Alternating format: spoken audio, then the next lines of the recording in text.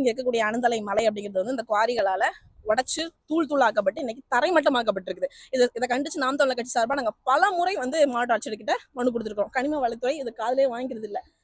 கடந்த 3 ஆண்டுகளுக்கு முன்னாடி ரீடெண்டர் விடுறதுக்காக ஒரு மக்கள் குறை தீர்ப்பு கூட்டம் ஒன்று வச்சிருந்தாங்க வாலாஜாபேட்டையில, கீழ்புதுப்பேட்டையில. நாங்க அதுலயும் கலந்துக்கிட்டு எங்களோட எதிர்ப்பு தெரிவிச்சோம்.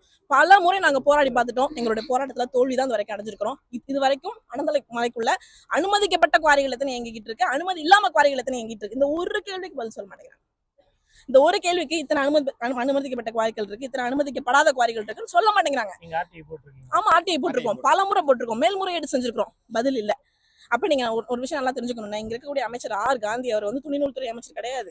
அவர் வந்து கனிம வளத்துறை வந்து தன்னை கண்காணிக்காம இருக்கிறதுக்கு கண்காணிச்சுட்டு இருக்கக்கூடிய ஒரு அமைச்சர். அவர் நீங்க விகடன்ல படிச்சிருப்பீங்க.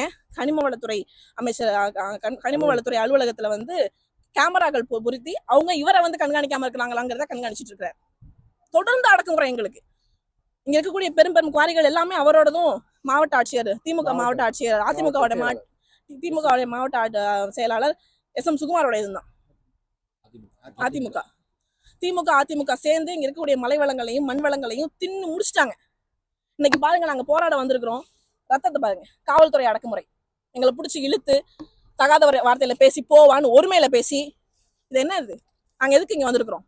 மக்களுக்காக போராட வந்திருக்கோம். எங்களுடைய வாழ்க்கைக்காக நாங்க போராட வந்திருக்கோம். இங்க நிக்க முடியுதா? அவங்களால நிக்க முடியுதானே? எவ்வளவு மண்ணு பாருங்கண்ணே, எவ்வளவு டஸ்ட் பறக்குது பாருங்கண்ணே. இங்க யாருன்னு நிப்பா, இங்க யாருன்னு வாழ்வா? இந்த சுத்தி இருக்கக்கூடிய மரங்களை பாருங்க, வெள்ளை வெள்ளையா இருக்கு. இங்க இருக்கக்கூடிய டஸ்ட் பறந்து ஏன் இது இத்தனை வருஷமா அனுமதிச்சு 20 வருஷத்துக்கு மேல இயங்கிட்டு இருக்குன்னு இதை எதிர்த்து யார் கேள்வி கேட்கறது? ஏன் மாவட்ட ஆட்சியர் கண் மூடிட்டு இருக்கிறாங்க?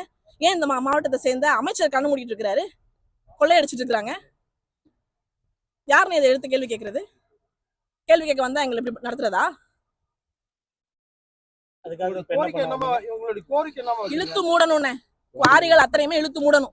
மணல் குவாரியா இருந்தா சொல்லி, கல் குவாரியா இருந்தா சொல்லி, எம்சான் குவாரியா இருந்தா சொல்லி இழுத்து மூடணும். அவ்வளவுதான். எங்களுக்கு இந்த மலைகளை காப்பாற்றணும். எஞ்சி போயிருக்க கொஞ்சத்தையாவது நாங்க காப்பாற்றணும்.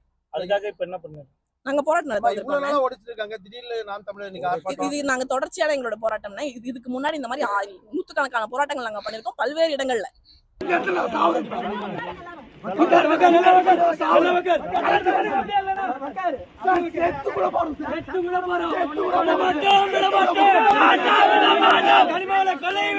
போராட்டத்துக்கு ஒரு மதிப்பு கொடுத்து ரெவென்யூ ஆபீசர் ஒருத்தர் கூட வரல.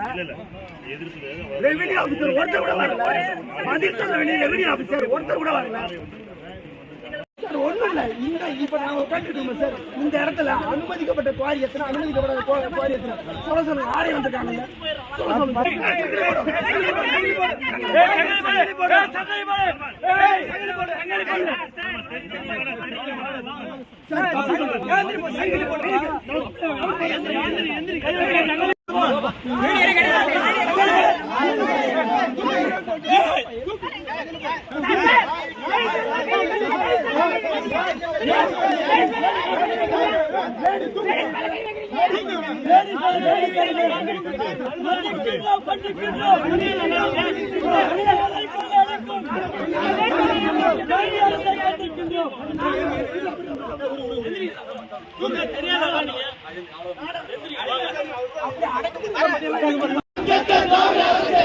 பார்க்கும் திராவிட அரசு, திராவிட அரசே வெட்கமா இல்லையா? விடமாட்டோம்.